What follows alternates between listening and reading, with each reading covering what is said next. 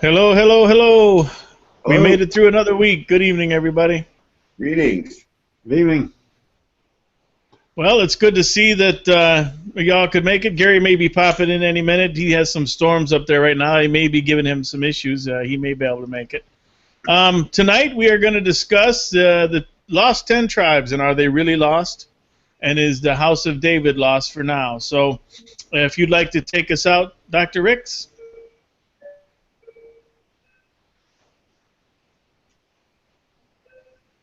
Okay. You ready for me to take it out? I'm ready. Okay. We're going to start off with a famous Lone Ranger joke. Just ignore our Big Ben clock. Although Big Ben clock kind of fits into the theme today, if you think about it a little bit. Anyway, the Lone Ranger and Tonto went riding across the desert, and they set up their tent for the night, and they fell asleep. Some hours later, Tonto wakes the Lone Ranger and says, "Kimosabe, look toward the sky. What do you see?" And of course, it's nothing but stars. The Lone Ranger replies, "I see millions and millions of stars." "What did I tell you?" asked Tonto. The Lone Ranger ponders for a minute. In his deep wisdom, he says, "Astronomically speaking, it tells me there are millions of galaxies and potential billions of planets. Astrologically, it tells me Saturn is in Leo. Time-wise, it appears to be approximately 3:15 in the morning. Theologically, the Lord is all-powerful, and we're small and insignificant. Meteorologically, it seems to imply that we'll have a beautiful day tomorrow. What does it tell you, Tonto?" Tonto says, "You dumber than a sack of rocks. It means someone stole our tent."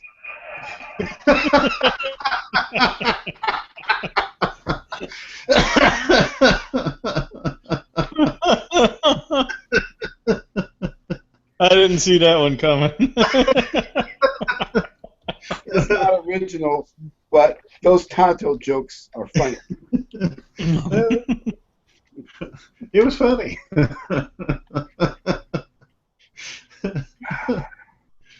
Well, the one big world event that we might talk about for a minute is the president was at the G7, and a reporter asked him about America.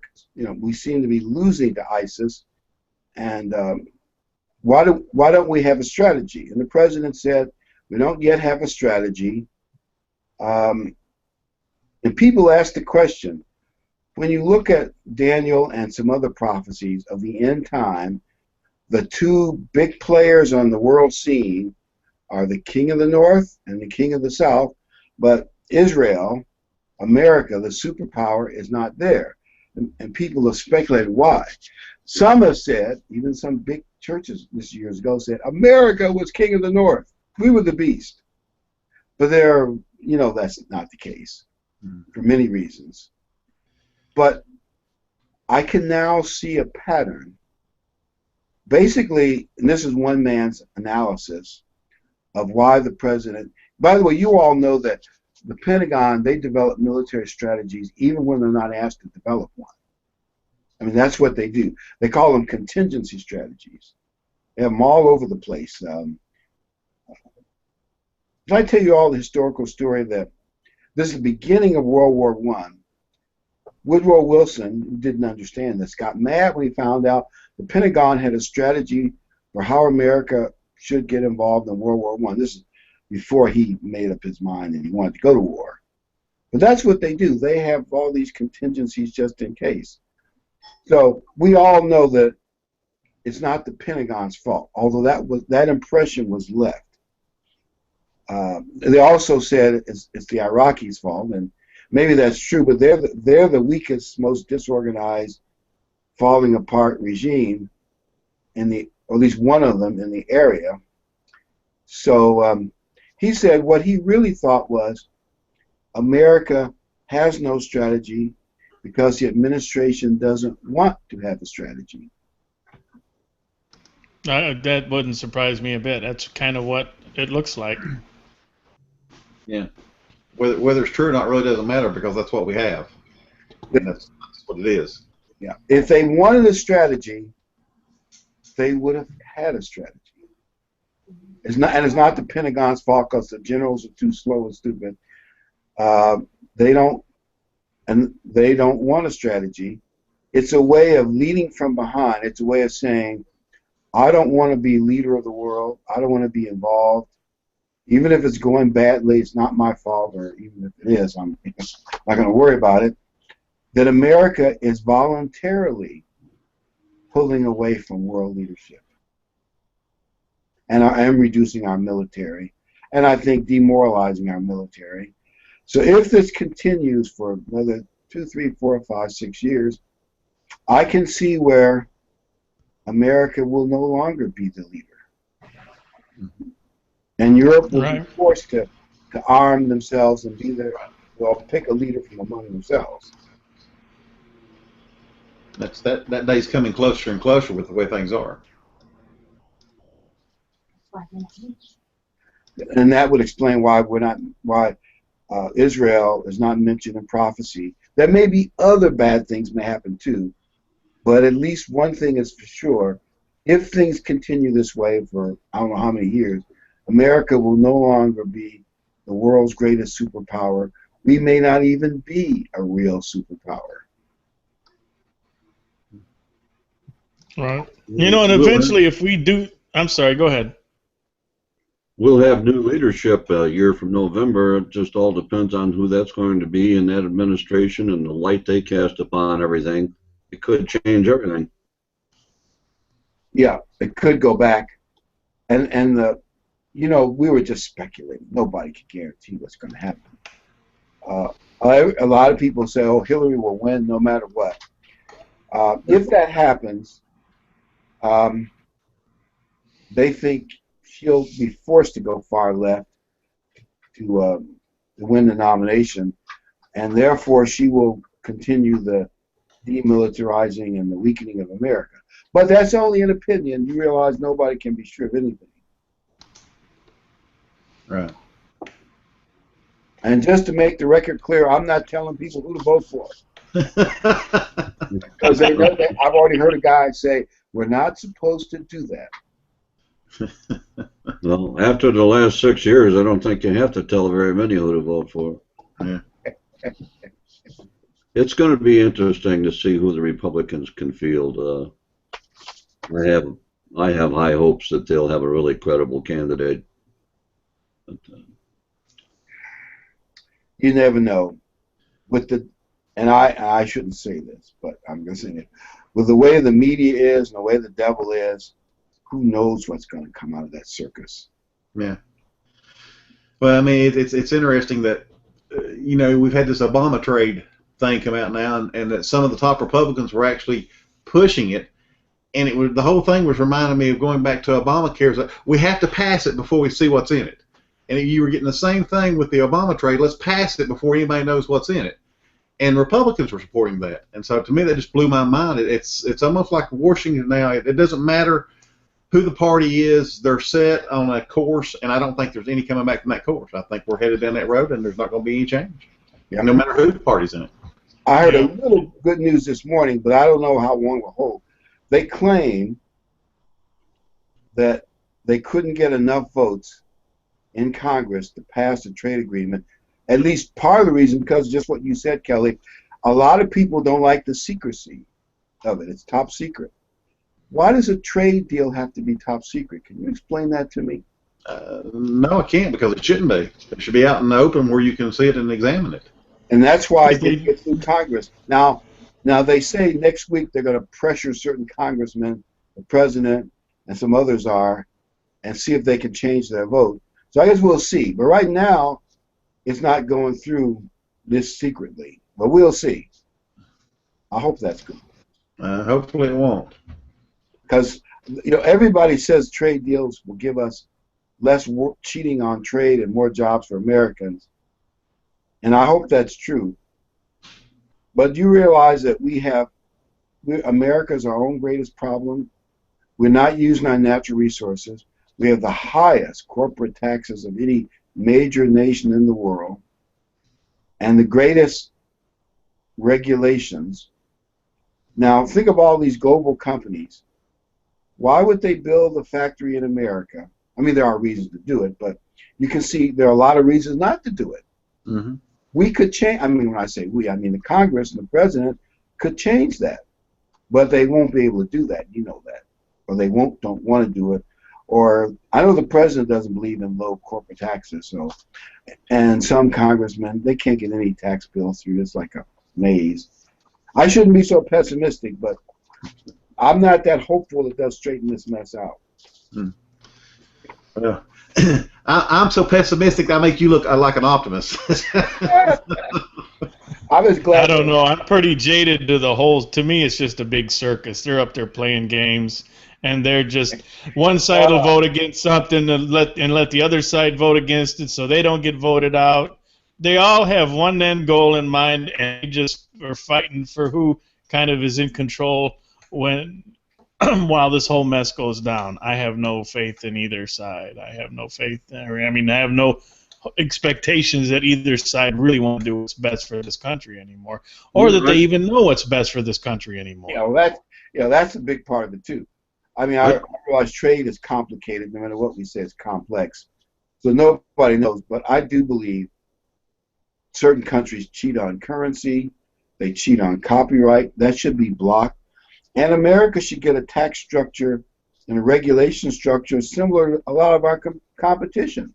I mean, why give the competition an advantage? You say that, but they can never get everybody in Washington on board to do anything. I mean, some Congress don't want to, but you know what I mean. They can never get a majority. It seems that what qualifies their vote is how can they possibly, what's the best possible thing they can do to keep their job? Exactly. Yeah. Exactly. Right. They look at re-election, and that's at the top of their agenda.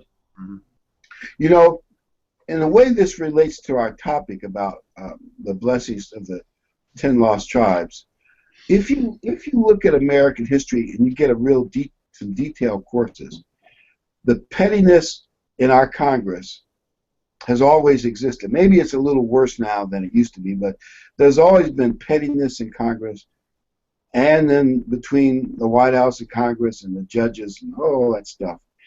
And yet, most of America's history, America got blessed and things worked out. I mean, it's kind of amazing. If you really get, you take some detail, they squabble and they fight. It's amazing that enough good decisions were made that America was so blessed.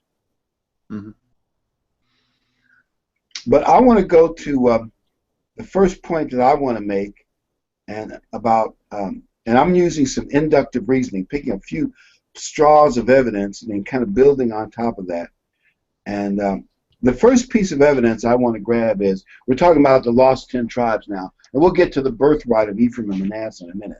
I'm going to read Matthew 19:28, but this is also in Luke 22:29 and 30 also. Matthew 19:28. So Jesus said to them, because they asked what would they get for being loyal, Jesus said to them, assuredly I say to you, that in the regeneration, when the Son of Man sits on the throne of his glory, because they knew he was coming back to rule the world, you who have followed me will sit on 12 thrones, ruling or judging the 12 tribes of Israel. Now that's a small piece of evidence, just two scriptures. But I ask this question: how could Christ promise 12 thrones to the 12 apostles? And even if they knew where Judah and Benjamin and Levi were, say they were the house of Judah, what about the lost 10 tribes? Because Joseph gets 2, it's a double split. I'm going into all those details now, but the point is, if those tribes did not exist, because this is like nearly 7 centuries since they went into captivity, a little over 7 centuries. If the lost 10 tribes did not exist, Christ was promising something he couldn't deliver. Right. If they weren't here, how can they be there? I mean, they had to exist when Christ made the statement, and they have to also exist at the end time when Christ comes back to divvy up his kingdom. Because if they don't exist, they didn't exist then and don't exist now, then Christ promised something he could not deliver.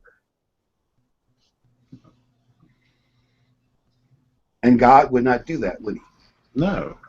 No. So that would make him a liar.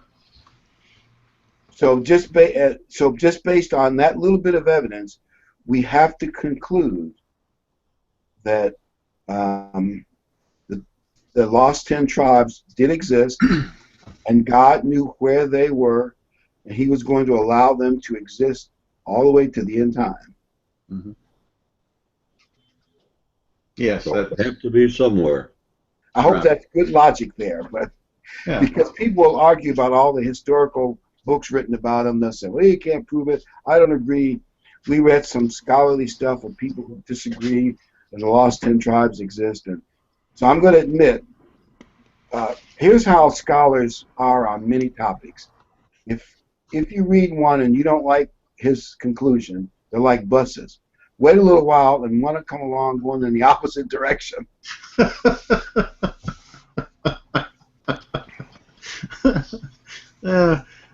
Well, I would say that's not only scholars, that's a lot of people too.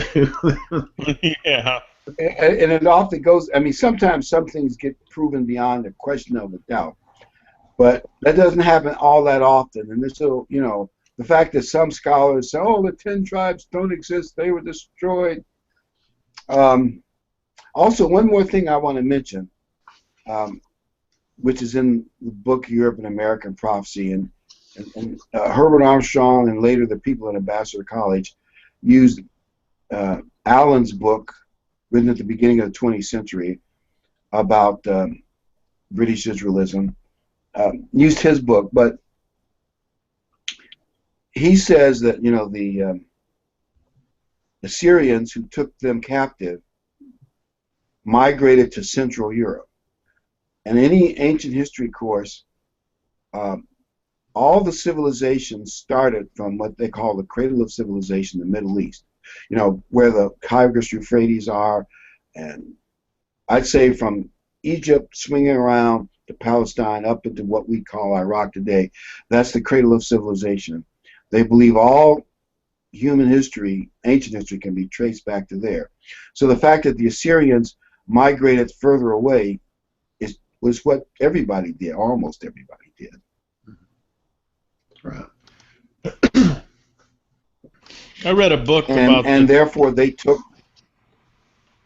I've read through several books and on this subject, and the one thing that I wish I could remember the one book, but they traced their symbolism, the symbols from the 10 tribes, the lion and the eagles, and there's several different symbols, and you can search back through all these different societies or all these different countries and groups of people where they have all these same exact symbols, the same legends that fall right back to the original 10 tribes. The lost 10 tribes. You can follow it back. I mean, the scholars that did their homework and followed these things back are the ones that have that opinion. I'm sure. I mean, because the ones that I've read, they were just they almost tried to prove it wrong, and the more they dug into it, the more evidence was out there that these lost 10 tribes are here and there. And I seen there's a list somewhere that tells pretty much, for the most part, where the 12 tribes or the 10 tribes are, 10 tribes, what countries they filtered into, and what people they are.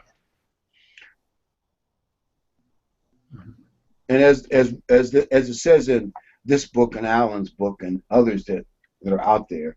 By the way, GTA quoted in his bibliography a large number of other books that are, well documented. So it's not just he wrote this in the 90s. GTA did, but it's not just him. But he quotes from many others. When the Assyrian Empire collapsed, they all raced to safer areas in North Central Europe, and so did the 10 tribes that were taken captive by them. And they, I guess, were on the western side of the Syrian or western side of Germany. By the way, one of the German states is called Saxon. Saxon. Yeah. Because there's a high school near us, it's called Saxony Lutheran, and in Saxony Hall. We've actually done some stuff in the Saxony Hall from the Anglo-Saxons. But the point is, and the western side of Germany and north of Germany would be places like Denmark, the Netherlands, the British Isles, and Scandinavia. And so and northern France. So it does make sense. Mm-hmm. I mean, it fits that part of things. Yep. And we might look at. I want to read this scripture because it shows something about the 10 tribes of Israel that is surprising. When you go to 1 Kings 20:31, there's something here that when I first noticed it, I thought about it and said, you know, this is interesting. 1 Kings 20:31. Because people will say, well, the 10 tribes are just like all the other nations. There's no bit of difference one way or the other. Now, this is where the king of the northern 10 tribes just won a victory. He's got the Assyrian king defeated, and just he and his guys are holed up. And his servants said to the king of this Assyria, they said to him, verse 31, look, the kings of the house of Israel are merciful kings. Please let us put on sackcloth around our waist and ropes around our heads and go out to the king of Israel. Perhaps he'll spare your life.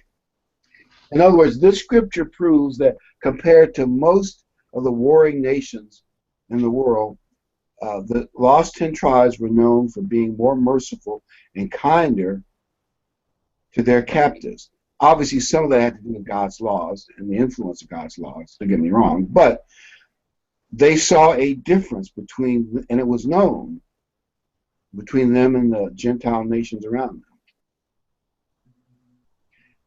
them. Yeah. You know, I'm looking on the web, and I'm just briefly scanning through it. I didn't look at this. I didn't read this much, so someone wants to check it out. But it doesn't look like too bad of a description. If you go to Wikipedia and look for lost 10 tribes, or 10 lost tribes, there's a part talking about the DNA studies where there's some scientists are saying that the DNA doesn't fit, the Jewish people in some of the 10 tribes, but there's another one. There's more in it than that. Where I forget this. I don't see where his name is here, but he says the historical evidence of the lost 10 tribes is indeed supported by the science of genetics, and I guess it goes on down here to explain a little more of that. But it's worth looking at anyway, if it's something you want to check into. So there could be a genetic tie that they can tie back directly to the Jewish people.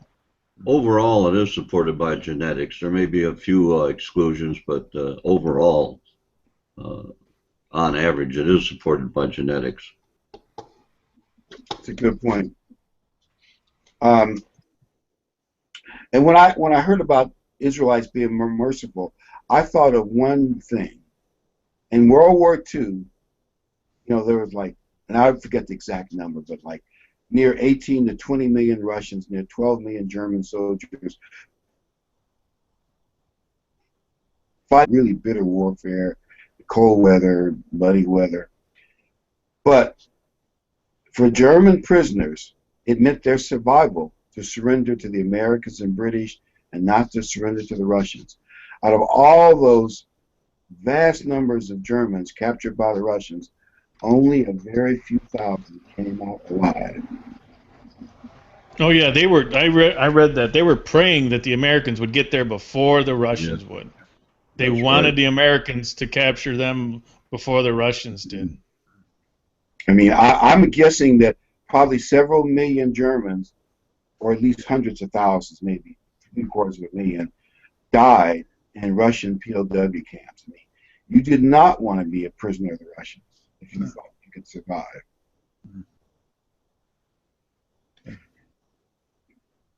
That's the story of the Israelite people down through history.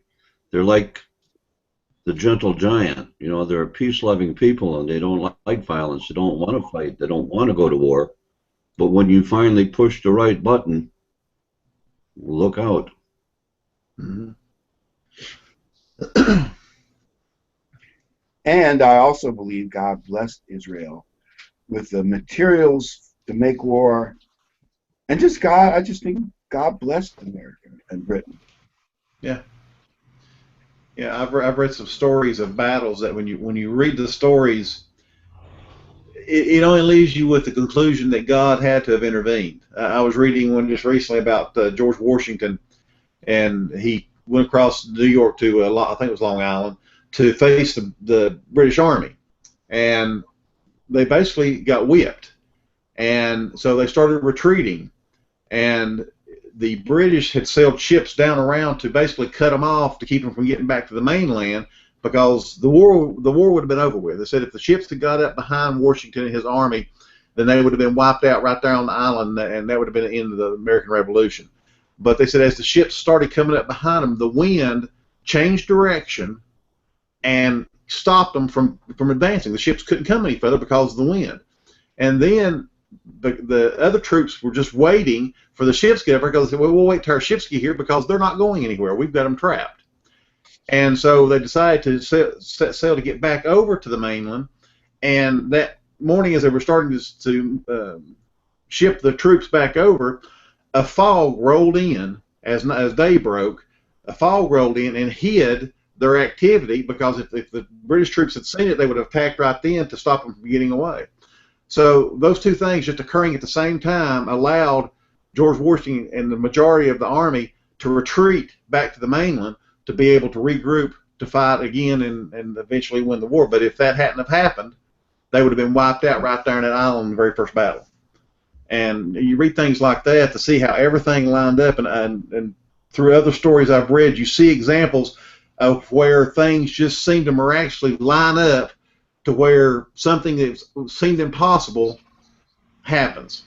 And I think that can only be God's blessing to allow the United States to come into being and to keep it where it was at. And I think a lot of that had to do with because of our deep religious roots that the country had in its founding. Yeah. You could go back through history and find and look at every single war up until recent history that this country fought, and you could find miracle after miracle after miracle, and people would say, coincidence, but after miracle that had to happen, and unbelievably lopsided victories that this country has had. When what was it? What was his name? The Alamo. What was the general's name? I can't remember. Was it Sam Houston? Austin? Sam Houston. Yeah, he was leading Santa Anna's forces up into further up into the country, and all the famous heroes from back in that day died at the Alamo. Davy Crockett and a bunch of I forget all their names, but anyway, he led them up into this country, up through the South, and once they caught him and they had him surrounded, it was the most unbelievably lopsided victory I think in the history of warfare. Just about. Santa Anna lost a huge chunk of his army, and we lost just almost no men. It was a massacre. Things like that happened over and over and over, and the description in Genesis about what Ephraim and Manasseh would be is just such a perfect fit to what Britain and United States has become. It's perfect. It's just as good a fit as Alexander the Great, the prophecy about Alexander the Great. Splitting up the four generals and all. I mean, it fits just perfect. Yeah. You can't make another set of countries fit it. You just can't do it. Not even the global warming people can make that one come true. You're right, kid. Think about it. A family of nations and one great nation that's dominant in the world and has been for a while. Who else could it be? I mean, think about it. Who else could it be that have the same, genetic family background? Mm-hmm. Who else could it be? There's not any that exists. It has to be the United States of Britain. And again, Britain, you trace the same kind of miracles of Britain, the Battle of Britain, when you read about it, that Britain should have lost that war. They should have been wiped out by Germany. They were outnumbered, and yet they hung on and defeated them. Again, it's just... At one time, Spain had the greatest navy in the world, most powerful navy in the world, and when they attacked Britain, because of a storm that came, a very unusual storm, that gave Britain the edge, and they were able to prevail. You don't see storms like that. It was there for a reason. The Spanish Armada was sunk more by the weather or God than by the British. Right. Yeah. You hear that the second armada they built had glass bottoms on the boats, so they could see the first armada as they sailed. I read that somewhere. I just don't remember. After that, Britain became master of the waves, whatever that term is. And here's, see, if we're using whatever inductive reasoning we can reason, I ask the question, what is more logical, that Britain and America had all the success they had by God's blessing, or was it luck? What's more logical?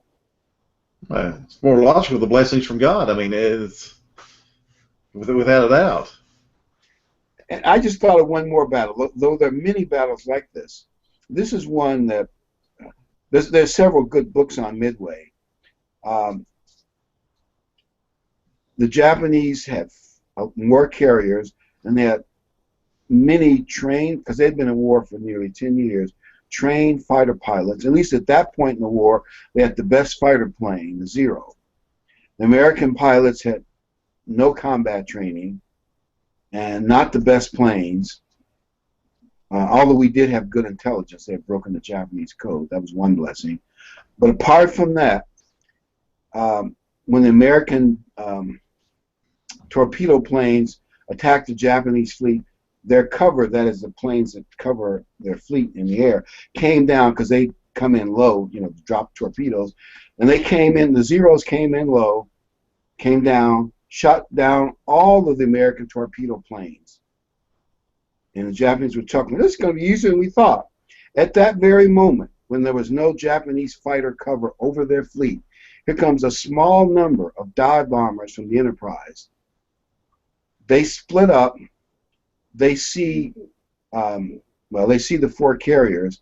The Japanese know that the American fleet, they know where the American fleet is. They're changing their bombs on deck from sea bombs to land bombs.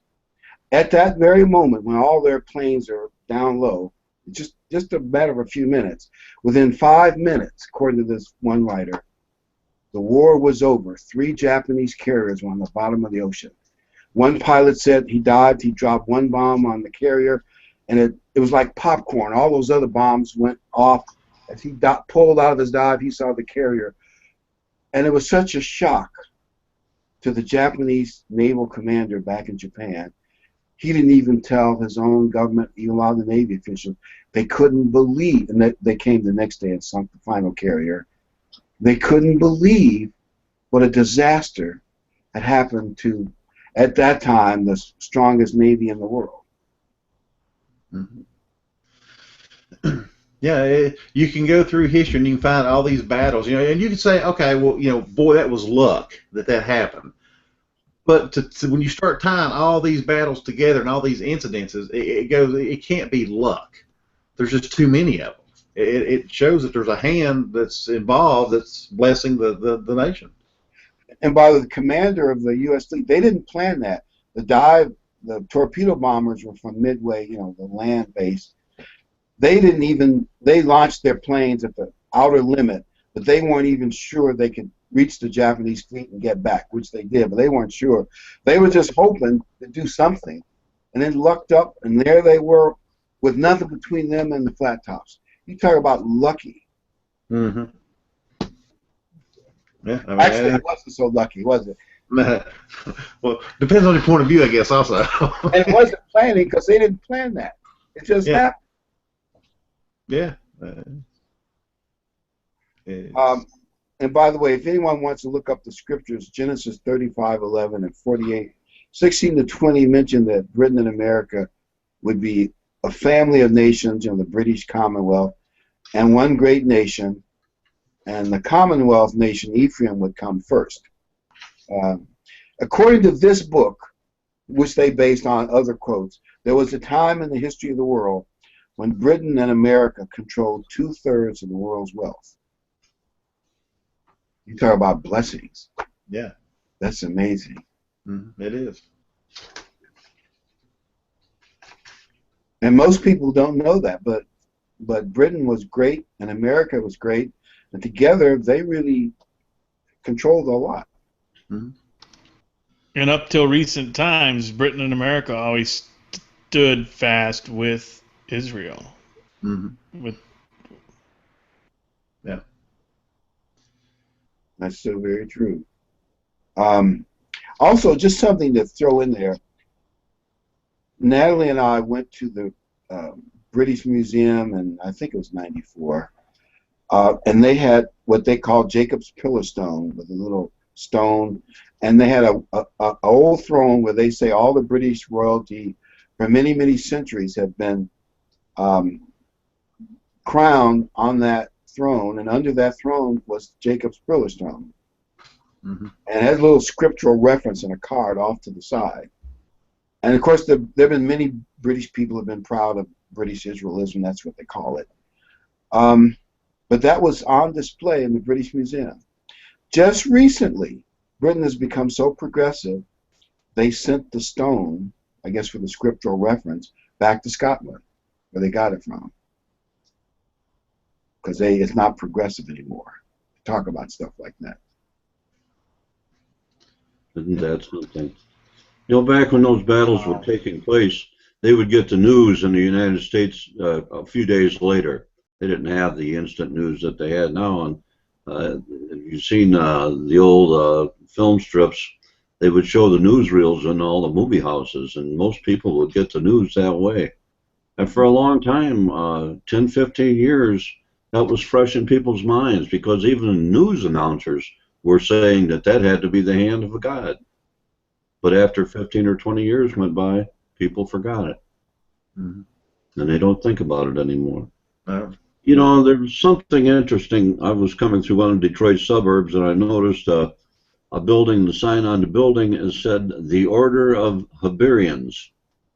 And that caught my eye, and I wondered what it was.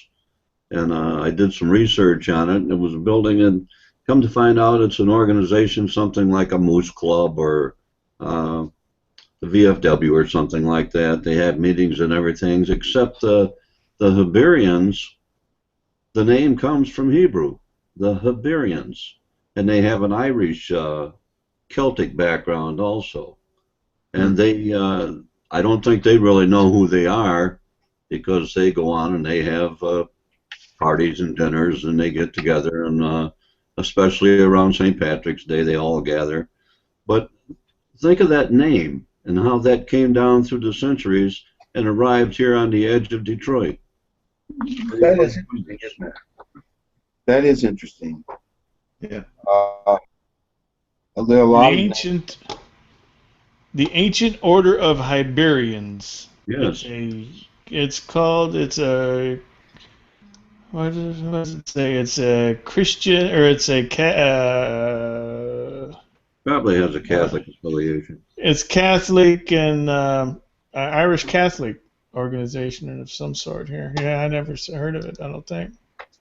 I was thinking, Gary, since you got such a great voice, would you like to read that list of strategic gates that were controlled by the Anglo-Saxons, the British, and also the Americans for a good part of the world's history? I know some have been given up in the last 30, 40, 50 years, but prior to us getting really progressive, all those gates that were controlled, I think it's an impressive list when you look at it.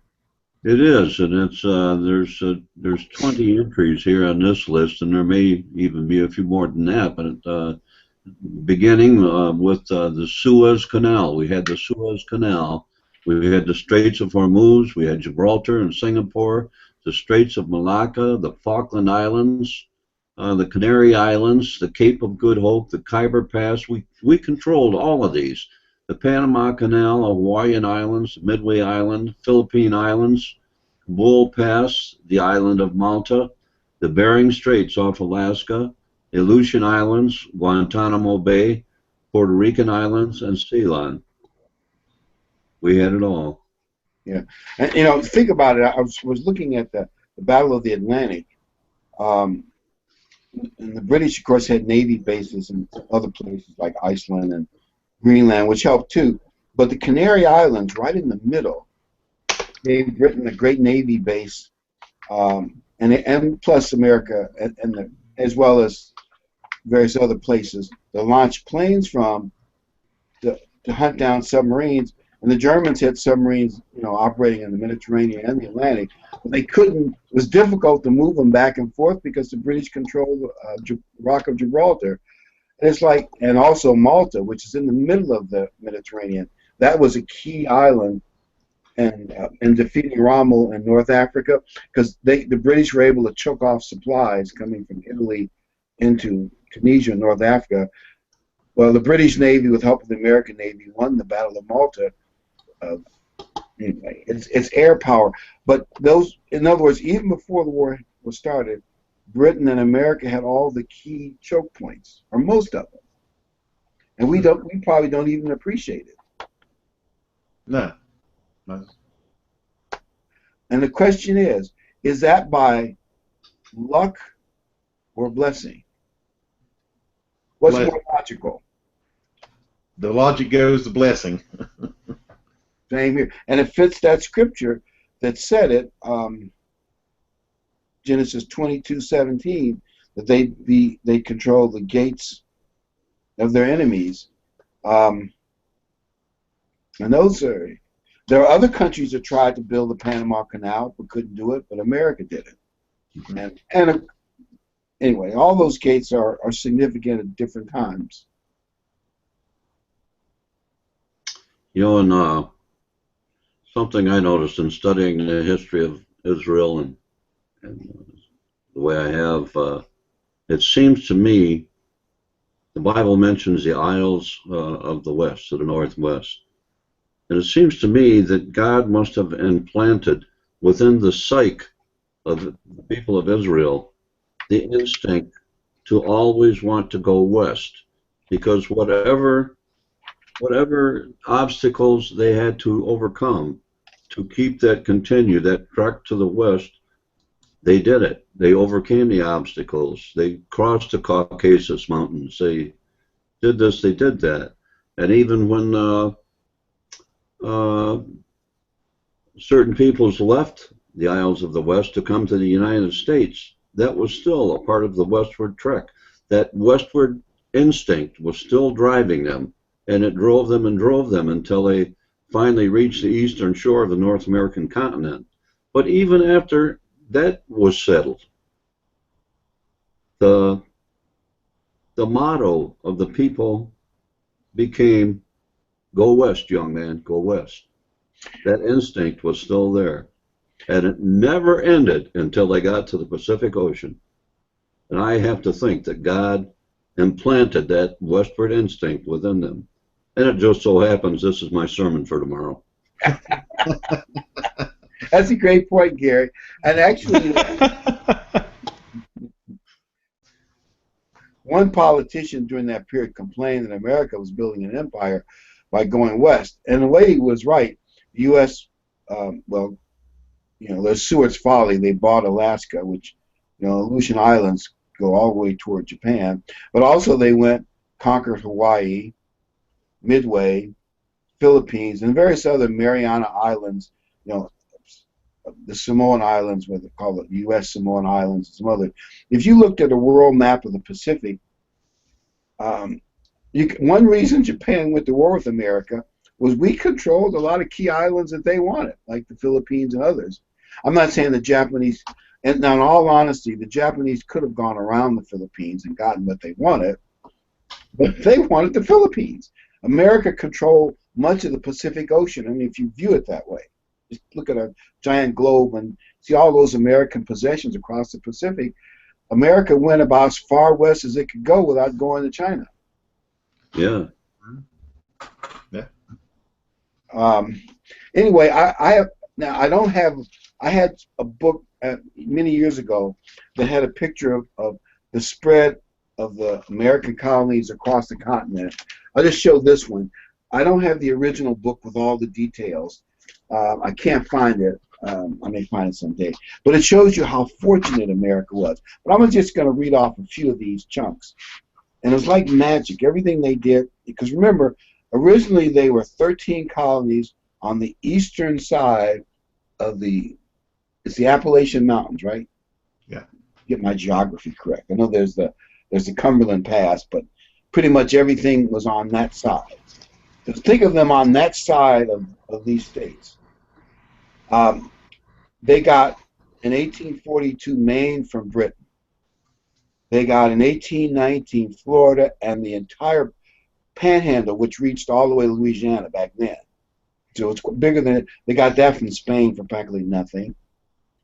They defeated a tough coalition of Indians for the southern section, and Spain was helping them, of America, 1795, and then some more additional stuff. And then they got what we call the Great Lakes, which would include Ohio, Indiana, Illinois, Michigan, Wisconsin, ceded from Great Britain, 1783. Then the Louisiana Purchase, they got from France, 1803, but then with some mess with Spain in 1819, Spain conceded the rest of it to it. Then Texas got their independence, and I think that's 1836. If I get the dates wrong, you get the general idea.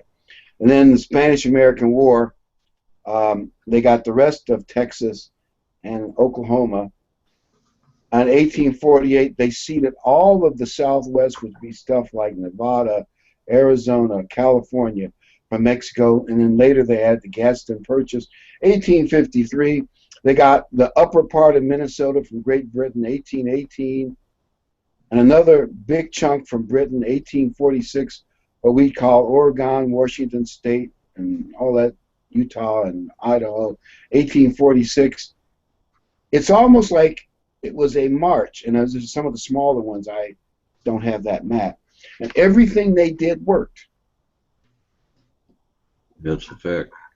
Now, is that planning, luck, and great warriorship, or is it God's blessing? Which is more logical? Well, once more, if you took that question to Las Vegas, there would be a ton of money on God's plan. That's the odds.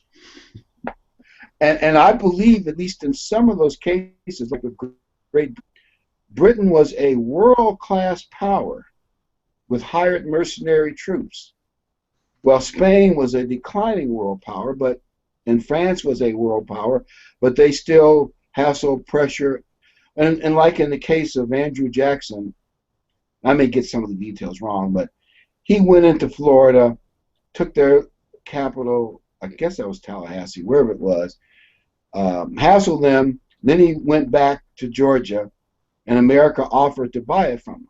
Sort of like, we'll sell it to you, or we're going to give you a big hassle over it. So they sold it to us.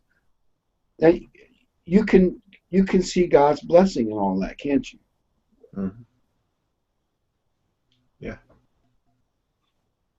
And the same, I think, with the Hawaiian Islands, Midway, and the Philippines, too. Some of those other islands that we didn't mention. For all those things, and some of the smaller ones I don't have the map for, smaller little victories they got, it's just clearly God was blessing America, at least in a physical, materialistic sense. Right.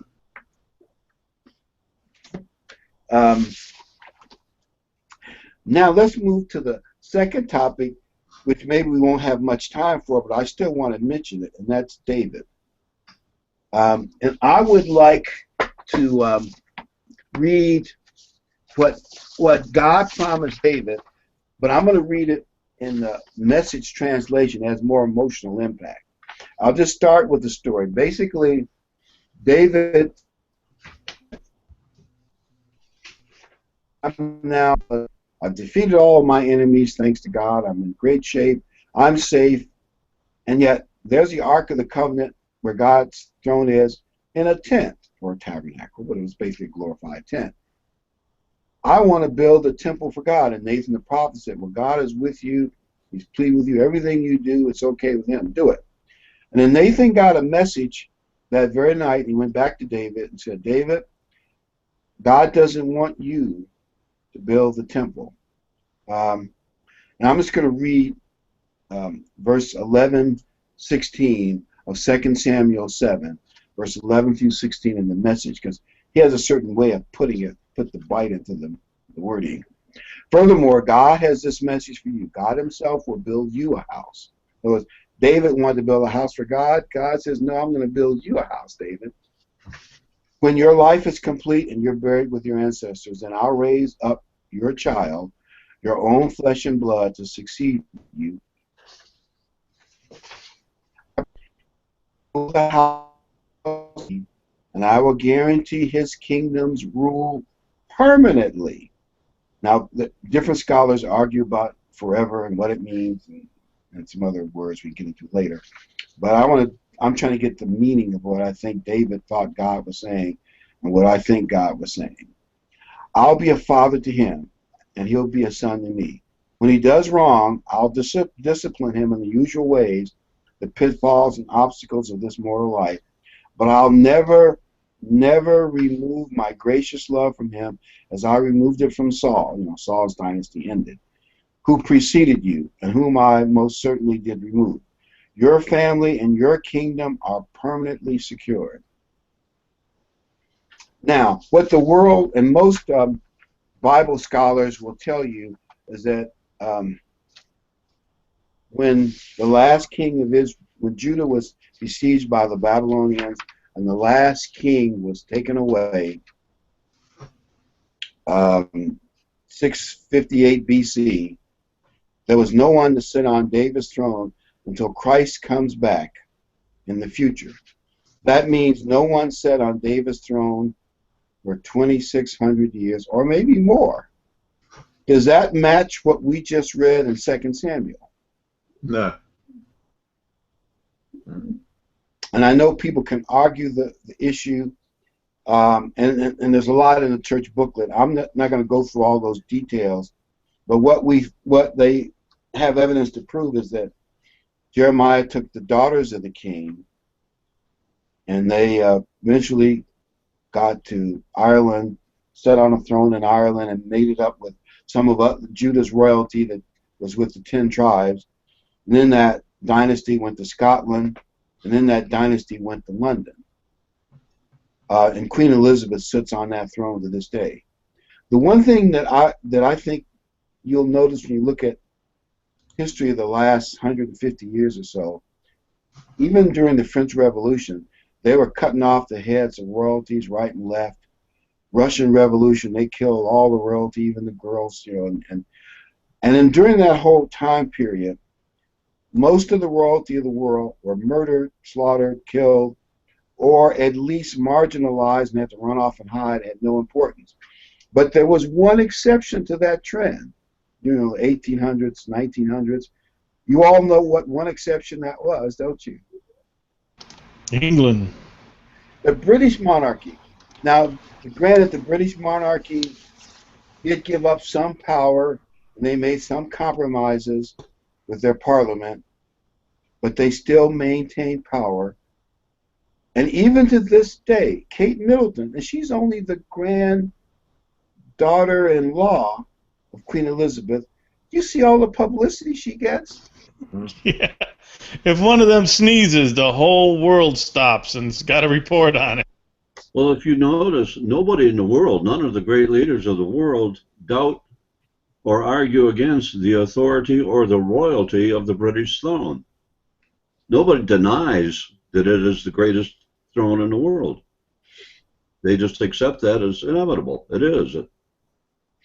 And as you say, you have a baby there, and the whole world stops and applauds.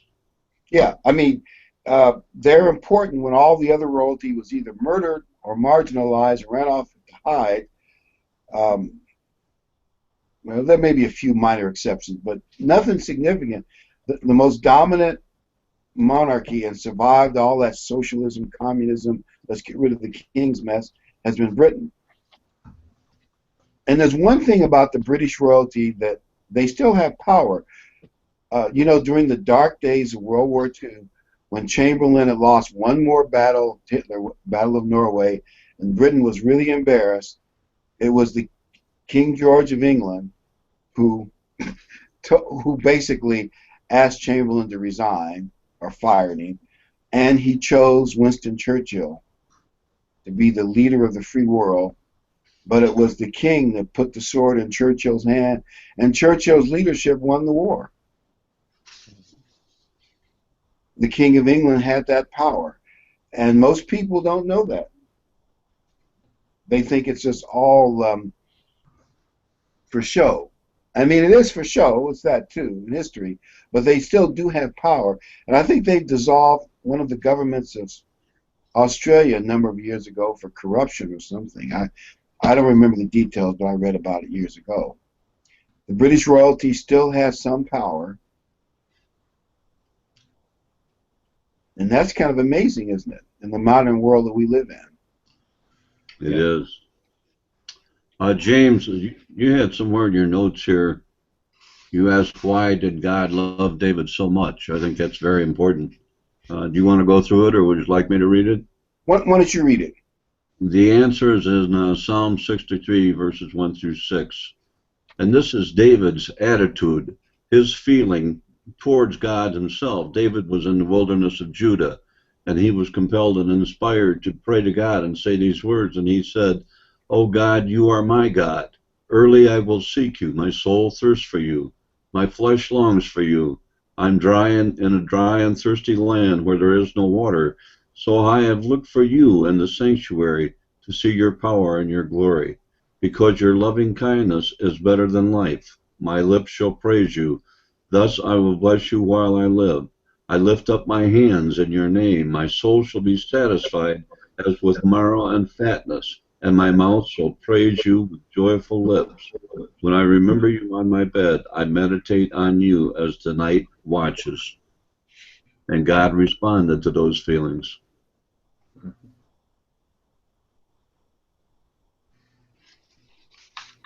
God loved David. I even bet when God was looking for someone to replace Saul, and he saw David out with the sheep, maybe he's like 14 or 15 or 16, playing his lyre, I guess like a guitar, and singing songs while he looked up at heaven to praise God. I bet you right then God saw a certain love and spirit, and David was positive. I mean, he was enthusiastic and positive toward God. David exuded optimism and love. And trust. And trust. And I think we would all be better off if we could get more godly, Davidic optimism, praise of God, and trust. And my point is, if God gave a promise to David, that because our kids are important to us, as all of us fathers know, that our son is going to sit on the throne forever through all the twist of history. And he did say he'd punish them when they acted up, and the fog of history and all its twists. God would find a way to keep his kids on, at least overall, the most important throne the world has seen, at least for quite a while. Doesn't that show you how reliable God is? Yep. Yep, absolutely. Even though the world doesn't want to believe it, they argue with that one too. I even look at Prince Charles. He looks a little Jewish. I wouldn't argue with somebody, say, "Well, but I'm just saying it doesn't matter." But my only point is, the only place that the Jewish people have fit in and had their greatest successes was in Britain and America. Is that a coincidence? Nope. None of this is a coincidence. Is that anything else you wanted to say about this topic? No, let me add one more final thing. You don't have to believe in the lost 10 tribes or David's throne to be saved. I think it's helpful to see God fulfill all of his promises. You know, we talk about physical promises, physical world. It's nice to see, and you know, if God could do that, he can take care of the spiritual promises. But you don't have to believe it. For those who say, yeah, the evidence they got, there are plenty of scholars who will argue with it. And there are. And some smart ones too. Yeah. Yeah. But when you look at the overall picture, it's nice and comforting to know that when you read something in God's Word that He promises to us, carried out, to know that He keeps His promises. Yeah. And argue against the United States and Britain being Ephraim and Manasseh, then who is? Pick two other countries. I mean, first, there's a lot of them are saying that they don't exist anymore. But if they do, then who else fits this bill better? I can't think of a family of nations, and for whatever it's worth, the King James Bible hasn't Britain and America done most of the, I mean, financing. I'm speaking physically now, not in a physical sense. Financing most of biblical evangelism around the world. I mean, tell me a nation that's been more biblical. Even I'm not saying they understand all the deep secrets, but more biblical than America and Britain and the British Commonwealth. I can't think of anybody who would even come close. Can you? No. No. There's no one else in the ballpark.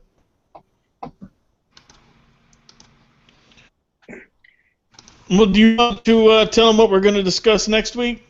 Next week we're doing the third commandment. Have to. The third commandment, not taking God's name in vain.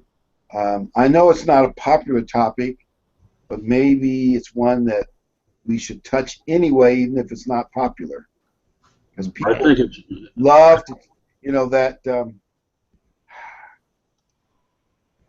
golf. At Pentecost, we told that golf joke. And then the song leader got up, right? And this is a true story. I didn't plan it with him. And the song leader said, after hearing that joke about, you know, missing the putt, the golf joke, he said,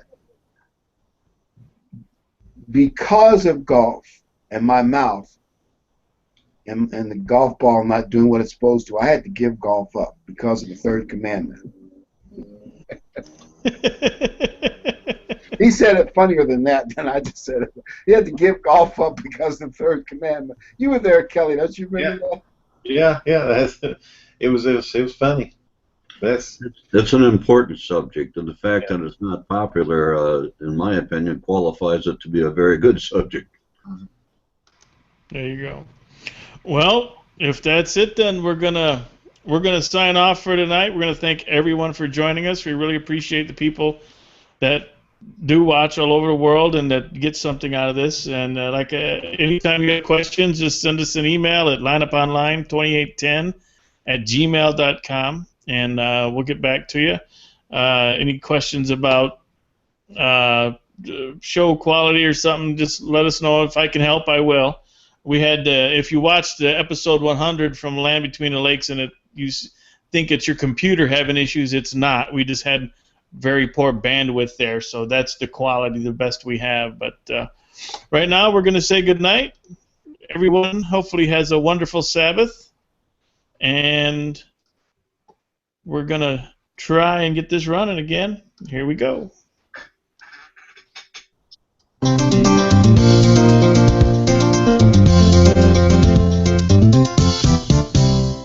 We're happy you could make it. So glad you are here, and hope that we've been able to make God's word more clear.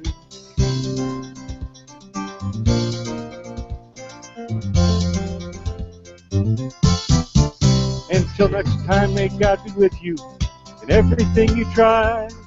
But for now, till next week, we have to say goodbye.